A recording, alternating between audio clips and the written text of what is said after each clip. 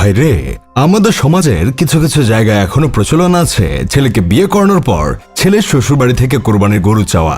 এটা নাকি ঐতিহ্য। লাখ লাখ টাকা খরচ করে মেয়েকে বিয়ে দিবে, বিয়ের পর মেয়ের শ্বশুরবাড়ির মানুষের মন রক্ষার্থে কোরবানির গরু পাঠাতে হবে, আম কাঁঠালের সিজনে আম কাঁঠাল পাঠাতে হবে, শীতকালে শীতের পিঠা পাঠাতে হবে, রমজান আসলে ইফতারি পাঠাতে হবে, আরো কত যে নিয়ম। মানে মোট কথা হলো মেয়ের বাবার গলায় পা দিয়ে ঐতিহ্যের অজুহাত দেখিয়ে নিজেদের স্বার্থ মিটানো আর কি। গত বছর কোরবানিদের আগে আগে একটা দরকারে চট্টগ্রাম গিয়েছিলাম বড় খালার বাসায়। খালাতো ভাই মাস তিনেক আগে বিয়ে করছে।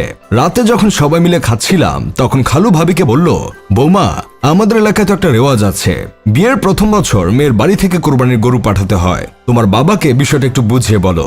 কথাটা শোনার পর ভাবি যতটা না অবাক হয়েছে তার চেয়ে বেশি অবাক হয়েছিলাম আমি নিজে। এটা আবার কেমন রেওয়াজ? শুধু তাই না, খালু ভাবিকে আরো বলেন, বৌমা, তোমার বাবাকে বলো 1.5 লাখ টাকার নিচে যেন গরু না কেনে। আসলে আমাদের বড় গরু কোরবানি দিয়ে অভ্যাস তো, হুট করে তোমার বাবা যদি ছোট গরু কিনে পাঠিয়ে দেয় তখন তো এলাকায় মুখ দেখাতে পারবো না।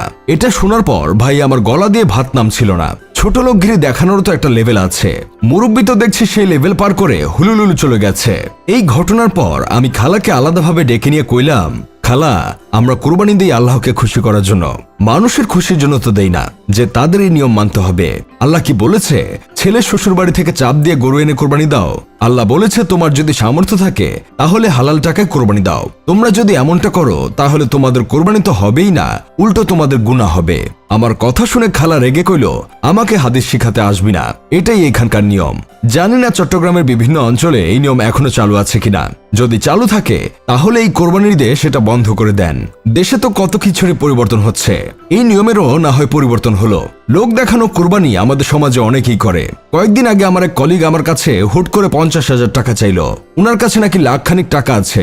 লাখ টাকা দিয়ে তো বড় গরু পাওয়া যাবে না, ছোট গরু কোরবানি দিলে সমাজ মুখ দেখাতে পারবে না, তাই আমার কাছে 50,000 টাকা চাচ্ছে।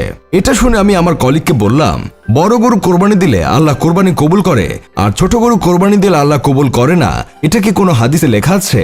আমার কথা শুনে কলিগটা বাংলা 5-এর মতো মুখ করে কইল, টাকা দিবেন না সেটা সরাসরি বললেই হয়, জ্ঞান দেওয়ার কি আছে? আপনারা একটা জিনিস খেয়াল করবেন, আমাদের সমাজে যারা সুদখোর, সুদ খেতে খেতে টাকার পাহাড় গড়েছে, তারা কোরবানির ঈদ আসলে বাজারে সবচেয়ে বড় গরুটা কিনে। সে নিজেও জানে তার টাকায় কোরবানি হবে না, তারপরও মাংস খাওয়ার জন্য বাজারে সবচেয়ে বড় গরুটা কিনে আনে। যাই হোক, শেষমেশ আমি গোলাম হোসেন একটা কাজের কথা কই, আল্লাহর রাস্তায় কোরবানি দিবেন, সেখানে একটা টাকা যেন হারাম টাকা না হয়।